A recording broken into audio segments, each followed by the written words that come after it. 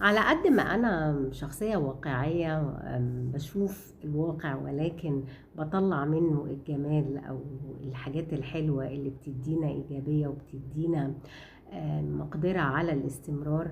فأحيانا الواحد بيشوف إن الظلام موجود وإن السواد موجود، ولكن لأن الواحد يقينه في رب العباد فدايما بيبقى عارف إن ربنا أرحم بعباده من أي حد ومن أي ظروف ومن أي حاجة حوالينا، وربنا بيقدر الخير دايما ومن وسط الظلام بيطلع النور.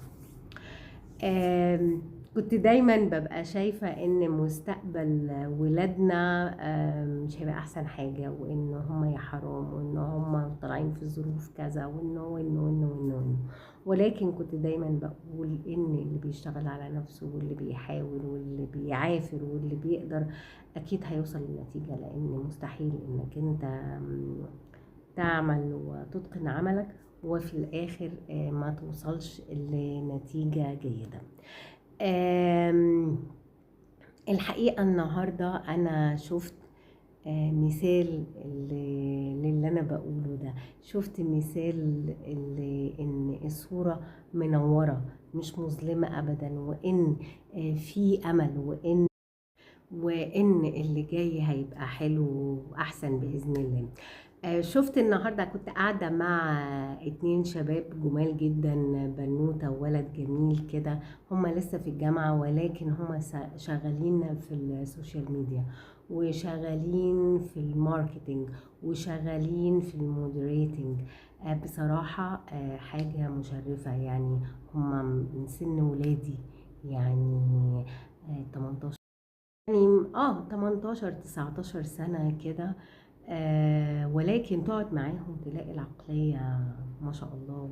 انا بفهم في الماركتينج، اشتغلت في الماركتينج بتاع 14 سنة والادفيرتايزنج وان انا اكبر البيزنس بتاعنا عن طريق السوشيال ميديا وكده. ولكن اللي انا شفته فيهم النهارده اتوقع انهم ما شاء الله، الله اكبر عليهم، ربنا يحفظهم لاهاليهم يا رب ويحافظ عليهم ويكتر منهم ومن اللي زيهم يا رب.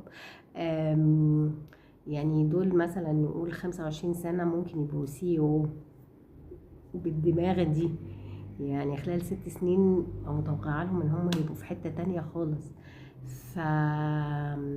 فيها حاجة حلوة وهتفضل فيها حاجة حلوة، وطول ما في أمثلة مشرفة ونماذج زي اللي الواحد بيشوفها دي في ولادنا، فالمستقبل أكيد جميل ومشرق. بس الفكرة إن الواحد يشتغل، نبطل كلام كتير ونحاول نشتغل، نحاول نحسن، نحاول إن احنا نطور، نحاول إن هو نغير. مفيش حاجة بتيجي سهلة، لازم تتعب علشان الحاجة، وده حاجة أنا اتعلمتها على مدار سنين، لأن الإيزي كام إيزي جو، لو جه سهل الواحد ما بيحسش بقيمة الحاجة، فسهل إنه جدا إنه يروح. ممكن كلامي ده كلام شعارات بالنسبة للناس، ممكن ملوش أي قيمة ولا أي مغزى، ولكن أنا النهاردة فعلا انبسطت وتأكدت فعلا إن في أمل بإذن الله. شكرا.